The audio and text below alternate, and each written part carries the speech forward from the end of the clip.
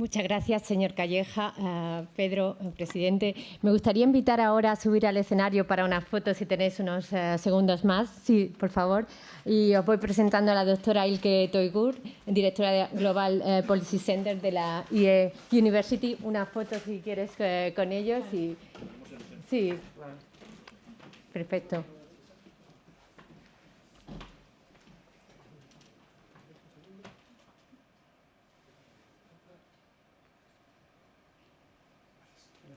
Perfecto, señor Calleja.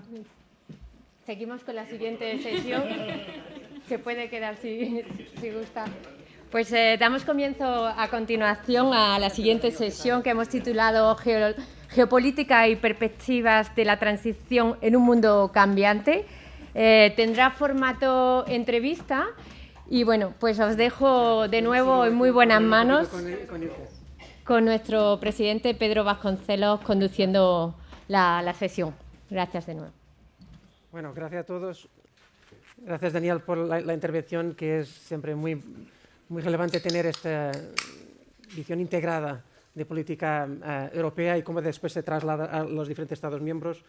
De facto se retrasa un camino de progreso, pero al mismo tiempo que tenemos por delante algunos headwinds que ahora también podemos hablar aquí con Ilke. Muy bien. Ilke Toigur, ya estoy diciendo mal el apellido, ya lo sé, pero no consigo pronunciar de otra forma. Y por eso, muchas gracias por tenerte aquí. Pero antes de empezar nuestra conversación, cogí aquí un poco del currículo de Ilke para que tengan presente su profundidad. Es actualmente directora global de Policy Center de IE, donde también es profesora política europea en la Escuela de Política y Economía de Asuntos Globales. Además, es asociada senior de CSIS, que es el Center for Strategic and International Studies en Washington. Tiene una gran experiencia y conocimiento geopolítico y geoeconómico. Su formación académica incluye un doctorado en Ciencias Políticas, así también como la licenciatura y un máster en Economía y un segundo máster en Democracia y Gobierno. Ha dedicado gran parte de su carrera en el estudio de la integración europea, la seguridad global, la evolución del panorama político en Europa y también las relaciones transatlánticas y las relaciones de Turquía con el Occidente. Su investigación doctoral se centró en el impacto de la integración europea en los sistemas electorales y la política de partidos en Europa Occidental en tiempos de crisis, un tema que resulta especialmente relevante hoy en día cuando Europa se enfrenta a retos sin precedentes. También ha ocupado puestos importantes en algunos de los think tanks y universidades más influyentes de Europa, Real Instituto Elcano, el Instituto Alemán de Asuntos Internacionales y de Seguridad, la Universidad de Mannheim y la Brookings Institution. En 2015 ganó el prestigio Mercator IPC Fellowship en Istanbul Policy Center, Universidad de Sabancı. Y podría continuar. Por eso, ya has dicho mucho. Por eso empezábamos, y creo que estas preguntas son más para profundizar el contexto que Daniel nos acabó por dar. Hace una década tú hiciste una tesis que la relevancia cambiante de Europa en tiempos de crisis, partidos, sistemas partidistas y votación. ¿Cómo ha cambiado este panorama en Europa desde entonces? ¿Y cómo defines hoy el papel de Europa, donde muchos dicen que Europa va siguiendo perdiendo relevancia, que es un sitio fantástico para que los chinos, americanos y japoneses puedan ir de vacaciones, mirar museos, pero desde el punto de vista económico el centro de masa se ha partido al oriente y con Estados Unidos siendo muy relevante? Por eso, ¿qué papel tiene Europa hoy en día? Muchas gracias y muchas gracias por la invitación a ti y a Ana. Es un placer estar con todos vosotros hoy y buenos días de mi parte. Como podéis imaginar, Daniel ya me ha adelantado en mucha materia, entonces, si me permitís, también quiero un poco completar con los puntos que no habíamos hablado mucho y profundizar un poco en lo teórico, en lo geopolítico, un poco más allá de lo que ya hemos hablado. Si pensamos un poco todo este siglo y desde que me doctoré, que me has preguntado, Europa ha pasado por momentos muy importantes que está definiendo su papel en el mundo. Yo siempre empiezo con la crisis económica porque creo es que 2008 y 2010-11 ha sido muy importante en definir qué es y qué no es la Unión Europea. Y esto es también el momento de toda la presión de credibilidad del proyecto, toda la cohesión social, todos los problemas de desigualdad. Se ha revelado mucho todo el fallo del sistema económico en el proyecto de integración.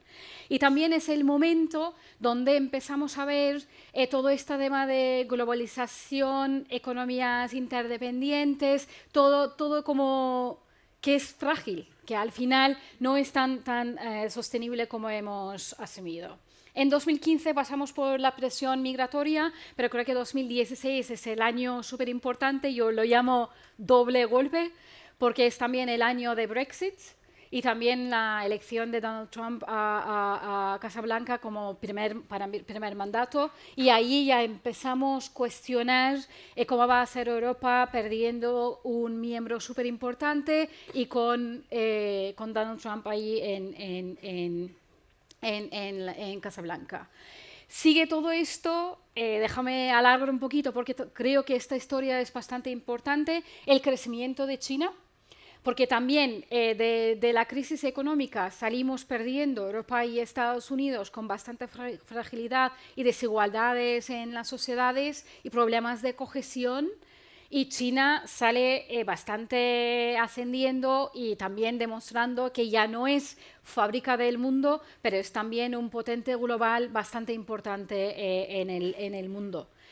Claro, continuamos con la COVID-19, es una crisis global, pero también daña a Europa mucho y es literalmente demostración de fragilidad último de globalización, porque no tenemos ni masks para la crisis, no tenemos cadena de suministros de muchos productos importantes y ya vemos ahí empieza todo el tema de friendshoring, reshoring, asegurar cadenas de suministros. Empezamos con esta continuación, con esta conversación y después viene la guerra.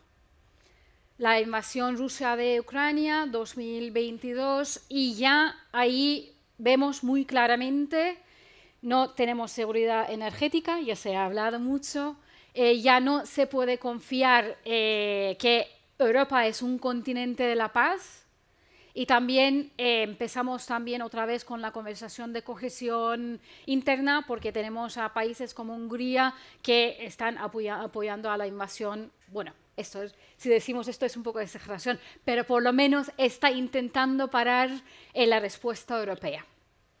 Y llegamos a 2025, ¿no? Es que entonces Europa pasa por la crisis económica, por la presión migratoria, por doble golpe de Brexit y Donald Trump, COVID-19, que ha sido también muy importante, la invasión rusa de Ucrania y como último, pero a eso voy a volver en un rato, la vuelta de Donald Trump a Casa Blanca. Entonces, con todo esto, ¿qué papel debería jugar la Unión Europea? La Unión Europea está en este momento, que Daniel ya ha hablado, de repensar todo su papel en seguridad y defensa, todas sus interdependencias, porque antes interdependencia era una cosa buena, ¿no? Pensábamos que si teníamos interdependencias podríamos evitar las guerras, podríamos crear estos mercados, podríamos confiar que nuestros aliados nos van a suministrar productos que necesitamos y nosotros abrimos el mercado, todo abierto, pero ahora ya estamos en un modo que interdependencias, empezando por la energética, pero no solo, son debilidades. Entonces es un gran cambio de mentalidad, ¿no? Antes era interdependencia, cosa súper buena, producimos todos lo mejor que podemos, más barato que podemos y tal, y ahora es cómo vamos a reducir todas las interdependencias. Entonces creo que esto es un cambio del chip en materia de seguridad y defensa, en materia energética y en materia tecnológica, y la Unión Europea está intentando un poco manejar cómo hacerlo. Muy bien, y precisamente en eso y ese cambio de chip es algo que antes teníamos East versus West, con Donald Trump en la Casa Blanca, ¿qué es el West? ¿Qué es el Occidente? Porque ahora, de facto, las dependencias que tenemos, interdependencias con Estados Unidos, de repente entendemos que toda nuestra defensa está entregue a Estados Unidos, a tecnología americana, y por eso estas interdependencias hay una mudanza de chip de cooperación para alguna competitividad y alguna rivalidad incluso. Y después, si miramos el panorama económico, nosotros no tenemos gas, no tenemos tecnológicas. Por eso todos los large language models están en Estados Unidos, nosotros no tenemos uno o dos en Europa de relevancia. Nuestra mayor compañía hoy es SAP, una empresa de contabilidad, y que está 10 veces, 12 veces en términos de market cap de las mayores americanas. No tenemos ninguna europea en el top 10 del mundo. Y por eso, ¿dónde parte y qué punto de partida tenemos y cómo se posiciona Europa en este juego entre China y Estados Unidos de poder y con Rusia como el bully mundial creando dinámicas complejas? Creo que esto es la gran pregunta, ¿no? Porque hasta muy recientemente pensábamos que China era amigo competente. Es que China tenía un poco ahí tres definiciones a la vez, pero pensábamos que Estados Unidos era el aliado desde la Segunda Guerra Mundial, ha invertido mucho en el proyecto de integración europea, nos ha dado seguridad desde hace 8 décadas, somos aliados, tenemos un comercio bastante grande y ahora nos hemos encontrado en este punto que las dependencias en China y las dependencias en Estados Unidos son igual de peligrosas. Claro. Entonces, creo que esto es también otro shock muy importante para la Unión Europea y, si me permites, para mí hay una cosa muy importante entre Donald Trump 1 y Donald Trump 2. Y quiero subrayar esto, porque la parte de economía, tariffs, todo el tema de comercio internacional y la lógica de ajustes en el mundo comercial ya existía en el primer mandato, ¿no? Y Donald Trump ya hablaba de esto, eso ya existía, ya sabíamos que él va a intentar hacer ajustes. La parte de la OTAN, sabíamos que Estados Unidos va a pedir a la Unión Europea que se encarga más de su seguridad y defensa, se invierte más, si fuese posible compra más a Estados Unidos. Eso ya sabíamos también del primer mandato. Multilateralismo, ya sabíamos, ya había salido de Paris Climate Agreement, ya estaba cuestionando todo el tema de World Health Organization, que ya sabíamos, ya conocíamos su manera de ver organismos multilaterales. No, lo que no sabíamos, y es muy diferente en el mandato 2, es ataque real y directa al proyecto europeo. Porque ya ahora estamos, primero, Estados Unidos está también usando tanto energía como ventas de armas como arma económico. Está apoyando a movimientos de extrema derecha en los países europeos y creando un link directo entre MAGA, Make America Great Again, y los movimientos de extrema derecha. Y está atacando al centro europeo de socialistas, cristianos demócratas, liberales, y están viendo estos como fuerzas políticas como woke, como continuación de los demócratas en Estados Unidos. Y esto es nuevo. Y esto necesitamos decirlo muy claro, porque eso también explica bastante todas las amenazas económicas que está viniendo. Al final, integración europea, integración económica europea, no se percibe como una cosa buena en Estados Unidos, que se percibía desde hace años. Entonces, creo que esto es muy importante y no se dice mucho alto y claro, ¿no? Es que la parte de seguridad vemos tariffs, trade agreements, eso vemos, pero ver el proyecto de integración europea, integración económica, el mercado único como una cosa no tan buena para Estados Unidos es nuevo y creo que para nosotros es muy importante de entender. ¿Qué hay que hacer? ¿No? Eso es la gran reto. Mercado único. Es que yo trabajo con Enrico Letta, estoy en charlas continuamente sobre cómo Europe's greatest asset es el mercado único. Y sí, podemos avanzar en la integración, como también adelantasteis, ¿no? Como tú, tanto tú como Daniel, que esto es que el único camino que nos puede hacer más competitividad, que nos puede traer más competitividad. Y eso tiene la dimensión energética, creo que es la dimensión más relevante aquí, dimensión de telecomunicaciones. Y Nico siempre da el ejemplo de por qué cada país europeo tiene sus compañías de móvil, sus líneas. Cada vez que necesitas una cuenta bancaria, necesitas también un móvil nacional. ¿Por qué no se puede usar móvil belga, por ejemplo, para abrir una cuenta en España? ¿Por qué todo esto está tan fracturado para todos? Es que al final, si queremos utilizar el poder del mercado, tanto como parte de consumidores, 450 millones más European Economic Area, ¿no? Y como todo el tema de inversiones e innovaciones dentro del mercado único es la única manera que vemos que nos puede hacer poder competir, porque cualquier país europeo, empezando por Alemania, pasando por Francia, en nuestro país España, es que no se puede competir en el mundo y no se puede. Entonces, claro.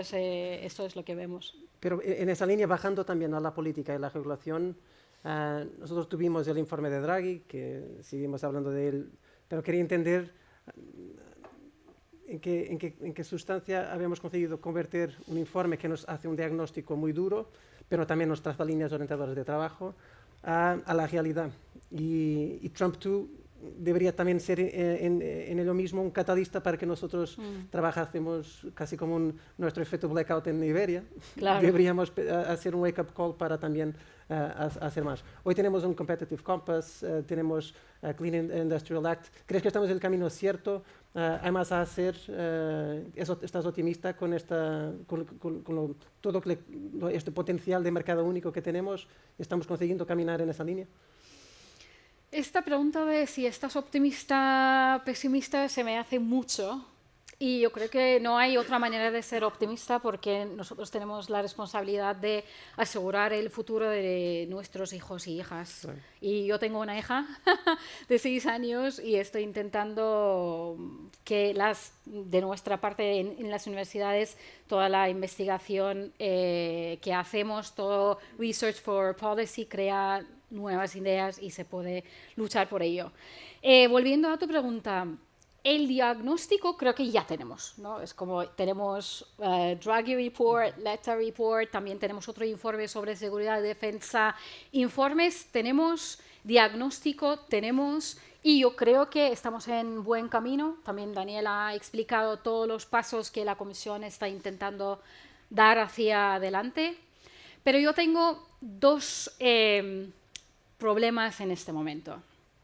Uno es toda la polarización dentro de los países y también polarización dentro de la Unión Europea, falta de cohesión y todo el auge de populismo y extremismo otra vez. Entonces, esta parte política nos puede afectar bastante en ir en el camino bueno, ¿no? Es que estamos viendo ahora mismo tanto en los Estados miembros, empezando por Francia, pero no solo, una fragilidad política que nos también dificulte mucho llegar a acuerdos en el Consejo y también en el European Council entre los líderes, ¿no? Es que esto es un tema creo que bastante importante y yo personalmente creo que deberíamos dedicar un poco más de energía a cómo responder, porque eso también se junta mucho con lo que está pasando en Estados Unidos y la amenaza que viene ahora mismo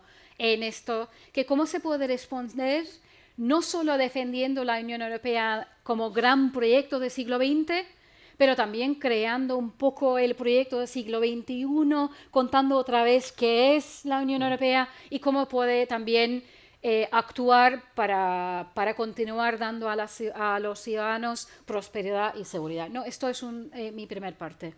Y la segunda parte, tenemos bastante base en la Unión Europea, ¿no? Es que tenemos universidades, ideas, talent, pero no están fácil convertir todas estas ideas en inversiones y en productos scalable products, ¿no? Lo que decimos es cómo convertir idea a un producto que se puede ir al mercado y que se puede competir en el mercado europeo. Creo que este paso es bastante importante en Europa y el diagnóstico está ahí, pero la solución necesita mucho political will, ¿no? Es que todo esto inversión política. Cómo las universidades y las compañías y asociaciones de sectores pueden trabajar juntos.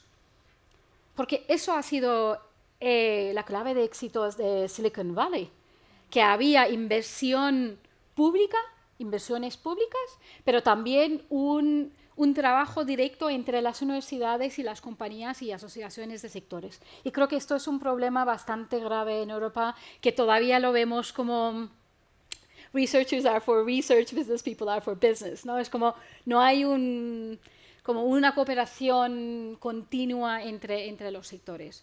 Y como la segunda parte es el problema de financiación. Porque ahora mismo que no tenemos estos mecanismos de financiación a nivel público y también a privado.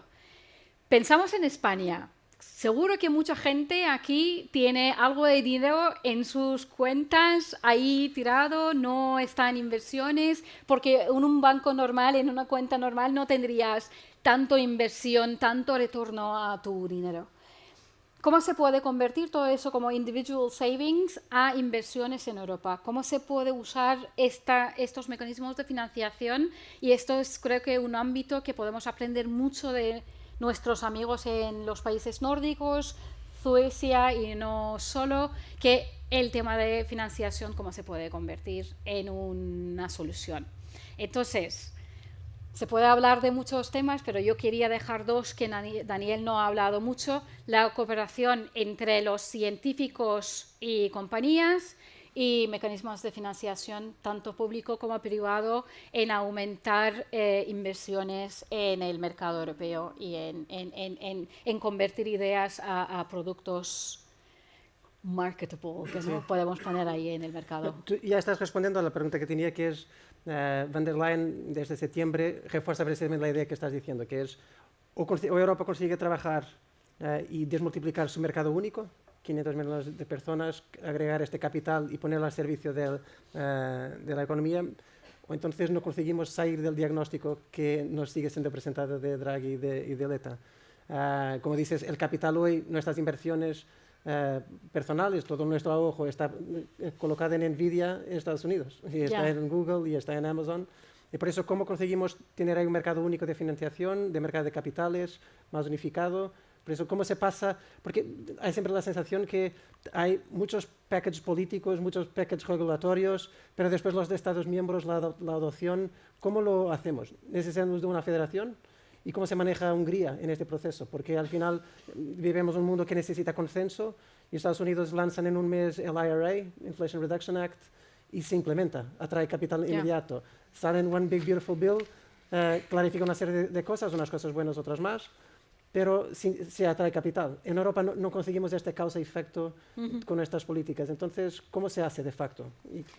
Si me dejas, yo voy a dar una respuesta política a esto, no económica, porque yo creo que el problema es político, base, no económico, porque otra vez es que el diagnóstico ya tenemos, sabemos qué hay que hacer, ¿no? Y creo que es que ya se ha profundizado mucho, paso a paso, las necesidades de Europa y el mercado interior. Ya sabemos dónde hay que invertir, ya tenemos un plan. Hasta 2028 vamos a intentar completar el mercado único, también ampliar más allá de su definición, porque al final también mercado único se inventó en siglo XX, no en siglo XXI. Todavía hay muchas cosas a completar. Pero déjame dar la respuesta política. Yo veo dos puntos importantes. Uno es la sensación de urgencia. Tenemos y no tenemos. Sí y no, ¿no? Es que con la guerra, con la pandemia, ya hemos entendido que las cosas son diferentes Ya no hay años normales, cada año hay una urgencia política, una urgencia económica. Hemos tenido apagón, yo ese día estaba bastante loca, es que como, a ver, ¿dónde hay que ir a comprar cosas? ¿Cómo voy a recoger a mi hija? Ya tenemos esta sensación de la normalidad ya no existe. Pero seguimos con nuestro día a día. Tanto en la política como en la sociedad, seguimos más con la normalidad que deberíamos. Entonces, esta urgencia política todavía no existe. Por eso también he empezado en principio por qué es tan diferente Estados Unidos de hoy que hace 8 años, por qué es muy importante dar una respuesta política defendiendo la integración europea en esta coyuntura política. Es que si no tenemos esa sensación de urgencia, que es todo hay que hacer ahora, que nunca vamos a ir adelante con las inversiones que requieren mucho capital. Porque los políticos quieren ser reelegidos, pero sí hacen los pasos que les toca hacer, que como lo harían en una guerra, como lo harían en una pandemia, porque lo hemos hecho, ¿no? Next Generation EU, después de la pandemia. Nunca pensábamos, vamos a tener deuda en común, pero lo tuvimos, porque estaban muriendo miles de personas. Pero ahora mismo, sobre el mercado único, no existe esta sensación de urgencia. Creo que tanto la ciudadanía como los políticos no entienden, si no avanzamos en la transición verde y en soberanía en la materia de tecnología, no vamos a tener prosperidad mañana. Es tan claro. Si queremos que las generaciones que vienen después de nosotros sean prósperos como hemos sido en Europa hasta ahora, es la única manera. Pero no hay una comunicación política que se pone claro encima de la mesa y diciendo con un liderazgo esto y esto. Esto es el camino hacia adelante. Y segundo, todavía estamos en modo a nivel europeo, esto es nivel europeo y nacional. A nivel europeo de, ¿cómo se dice? Limiting unpredictability. ¿Sabes? Es como, vamos a firmar un acuerdo con Estados Unidos como tratado de comercio y vamos a rezar todas las noches que se cumpla, porque we will limit unpredictability. Vamos a intentar a decir que vamos a gastar 5% en la defensa, and fingers crossed, los Americans will stay. Entonces, todavía estamos en este modo. Se conecta mucho con el punto primero, ¿no? Es que estamos en este modo. Y si no cambiamos el chip, tanto a nivel nacional como a nivel europeo, va a ser muy difícil avanzar en la materia también del mercado común, en la materia de competitividad y en la materia de transición verde y digital. Y un punto más solo en este ámbito. Y quiero decirlo porque estamos en también un energy crowd, ¿no? Creo que lo mejor que podemos hacer, quitar esta dicotomía entre transición verde como un camino ideológico más de sostenibilidad y competitividad y independencia energética. Yo creo personalmente que esto va mucho mano a mano. Daniel también ha intentado subrayarlo, que no deberíamos ver estos dos como ideas que compiten, que si avanzamos mucho en la transición ecológica vamos a perder sectores energéticos, es que no. Entonces, esto es también una parte súper importante de que se ve todo esto como por bien de Europa en el futuro. Claro. Para terminar, y bajando aquí a Península Ibérica, ya estás en Madrid hace 15 años, tu español es increíble, bastante mejor que el mío. ¿Qué papel puede tener aquí Portugal y España? Y si conectas también el ángulo que estás haciendo, que el camino energético que estamos haciendo puede también catapultarnos para una posición que de otra forma seguimos aislados. Somos el occidente de Europa, una isla energética, pero ¿será que podemos tener aquí un papel diferente dentro de Europa y una voz más de liderazgo en este momento que se necesita de urgencia, independencia energética igualmente, seguridad, previsibilidad? Creo que este grupo sabe mucho más que yo de este tema, pero a lo mejor yo puedo subrayar dos puntos. Siempre digo dos, no sé por qué. No puedo solo decir una cosa. Primer punto, creo que España, especialmente España, ha demostrado bastante ejemplar con su crecimiento económico estos años, ¿no? Es que siempre se pregunta por esto y España subraya dos puntos, ¿no? Primero es precios energéticos, el CAP que hemos conseguido, y segundo, inmigración. Yo quiero también subrayar esto, es que porque yo estoy muy orgulloso que el tema también se pone encima de la mesa como una cosa positiva, no como siempre negativa. Pero eso ha sido como, ha demostrado al resto de Europa que se puede tener un ejemplo positivo también usando un poco el CAP energético. Entonces creo que si se puede explicar un poco mejor cómo se ha hecho y cómo dar ejemplos al resto de Europa de lessons learned, como el link entre CAP energético y inversiones y crecimiento económico, ponerlo como un poco como modelo. Eso creo que sería bastante bien. Y conectando esto todo a Energy Mix, energías renovables y cómo ha sido. Y también si podemos resolver todo el tema de apagón, también eso nos ayudaría, ¿no? Es que lo que hemos tenido ahí, eso sería importante.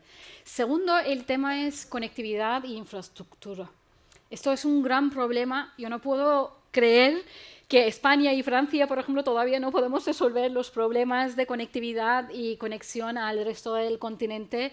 Esto es un tema súper importante, pero otra demostración de los países europeos todavía siguen con su pensamiento nacional. No ven la urgencia que estaba intentando explicar en mi intervención, ¿no? Es que sí tenemos una urgencia, sí estamos cambiando la dependencia en Rusia con la dependencia en Estados Unidos en LNG, hay un problema. Es que estamos más conformes en decir que vamos a comprar LNG más y más y más a Estados Unidos que abrir el mercado entre España y Francia, abrir como construir infraestructura que queda pendiente desde hace décadas. Esto es como más normal para Europa. Entonces creo que, volviendo un poco, resumiendo todo lo que he dicho, es que hay muchos temas de economía, pero también hay una buena parte de política que nos toca. Y también esta sensación de urgencia, el cambio en el mundo, todo lo que nos toca. Y creo que como un último mensaje que debería decir es: las relaciones transatlánticas nunca van a ser iguales que antes. Y nos toca a los expertos decir esto muy alto y claro. Y creo que Carlos Cuerpo ha escrito en Financial Times the other day, Europe's greatest asset is Europe. Entonces, es que toda la inversión que deberíamos hacer en Europa, que sea infraestructura, que sea mercado común, que sea colaboración entre las universidades, científicos y industria, que sea usar dinero público para invertir en la soberanía tecnológica y también transición ecológica, será bienvenida. Y todos sabemos las respuestas. Que nos toca es buscar el political will, the famous political will, para seguir adelante. Muchas gracias, Ilke. Increíble y fascinante estos insights sobre cómo se conecta Europa, cómo se conecta el estado actual de las cosas y también cómo tracemos eso a Iberia. Muchas gracias, un aplauso para ello. Claro.